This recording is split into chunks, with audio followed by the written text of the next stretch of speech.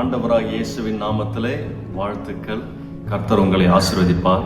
நம்ம தேவனுடைய சமூகத்தில் காலையில் எழுந்திரிச்சு நாம் ஆண்டோடைய சமூகத்தில் ஒரு 10 ஒரு 15 நிமிஷம், ஆண்டவரே இந்த நாளை கொடுத்ததற்காக எனக்கு நன்றி. ஆண்டவரே என்னை நேற்று தினத்தில் பாதுகாத்தீங்கன்னு அதுக்காக நன்றி. எனக்கு நீர் கொடுக்குற ஆசீர்வாதங்களுக்காக நன்றி.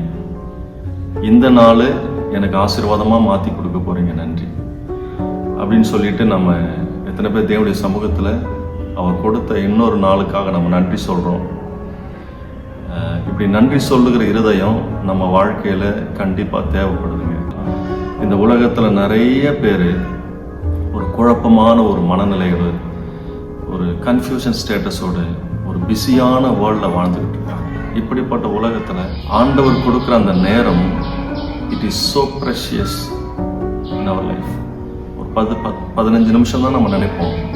நான் சொல்கிறது குறைஞ்சபட்சம் நான் சொல்கிறேன்.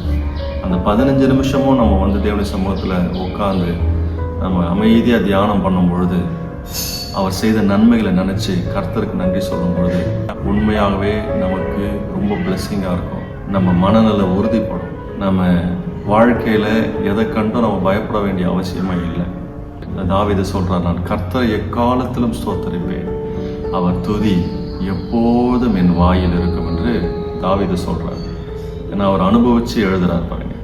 எப்பவுமே எந்த நிலையிலும் நாம் கர்த்தரை துதிக்கிறவர்களாக நம்ம இருக்கணும். சூழ்நிலை வரும் போகுங்க, பிரச்சனைகள் வரும், பிரச்சனைகள் போகும். இன்னைக்கு நம்ம ஒரு மாதிரி சந்தோஷமா இருக்கிற மாதிரி இருக்கும், நாளைக்கு ஒரு மாதிரி துக்கமா இருக்கிற மாதிரி இருக்கும். அதை கண்டு நம்ம கவலைப்பட வேண்டிய அவசியம் இல்லை. பிரச்சனை ஒரு problems are like a passing cloud, ஒரு கடந்து போகிற மேகம் போன்றது. அதை கண்டு நம்ம சோர்ந்து போகக்கூடாது. மேகம் எப்படி நம்மளை இன்னைக்கு இருக்கோம், மேகம் நின்றுட்டு இருக்கோம், சூரியனை மறைச்சிக்கிட்டு இருக்கோம். அதுக்கப்புறம் அது கொஞ்சம் கொஞ்சமாக மேகம் அதே இடத்துல நிற்காது, கொஞ்சம் கொஞ்சமாக அது நகர்ந்து போயிட்டே இருக்கும். ஆனால் சூரியன் எப்பவுமே நிலையாக நிற்கும். நம்ம வாழ்க்கையில் கூட பிரச்சனைகள் சில நேரத்தில் நம்ம ஆசீர்வாதங்களை மறைச்சது போல இருக்கும், நம்முடைய சந்தோஷத்தை மறைச்சது போல இருக்கும். ஆனால் சந்தோஷமும் சமாதானம், ஆசீர்வாதங்கள் அது நிலையானது. பிரச்சனைகள் என்பது கடந்து போகிற ஒரு மேகம் போன்றது. அந்த பிரச்சனையை கண்டு நம்ம யோசித்து நம்ம மனநிலையை கெடுத்துக்க வேணாம், நம்ம சந்தோஷத்தை கெடுத்துக்க வேணாம். இந்த சூழ்நிலை மாறும், கர்த்தர் என்னோடு இருக்கிறார், அவர் எல்லாவற்றையும் எனக்கு நேர்த்தியாக செய்து முடிப்பார். அதனால இந்த பிரச்சனைகளையோ இந்த எனக்கு ஏற்படுகிற சூழ்நிலையை கொண்டு நான் பயப்பட மாட்டேன்.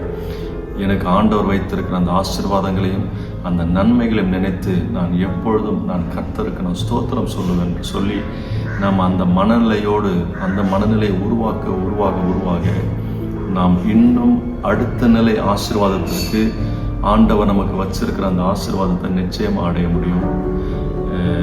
இந்த வார்த்தை உங்களுக்கு ரொம்ப ஆசீர்வாதமாக இருக்கும்னு நான் விசுவாசிக்கிறேன். கர்த்தர் உங்களை ஆசீர்வதிப்பார்.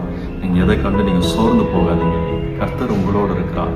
உங்களை கொண்டு செய்ய வேண்டிய காரியத்தை அவர் உங்களை கொண்டு தான் செய்வார். உனக்கென்று ஆண்டவர் என்ன வைத்திருக்கிறாரோ அது உன்னை சேரும். நீங்க நினைப்பதற்கு மேலாகவே கர்த்தர் உங்களை ஆசீர்வதிக்க அவர் ஆயத்தமாக இருக்கிறாரு. அவருடைய பிளெஸிங் ஏற்கனவே already he has prepared everything for us. கர்த்தர் நம்ம கூட இருக்கிறார். அவன் நம்மை ஆசீர்வதிப்பார். ஒவ்வொரு நாளும் நம்ம நன்றியோடு நம்ம அந்த நாளை நம்ம ஆரம்பிப்போம். கர்த்தருக்கு நன்றி உள்ள இருதயத்தோடு கர்த்தருக்கு ஆராதிப்போம். ஆண்டவர் நம்மை ஆசீர்வதிப்பார். கர்த்தர் நம்மோடு இருக்கிறார். God bless you. Thank you.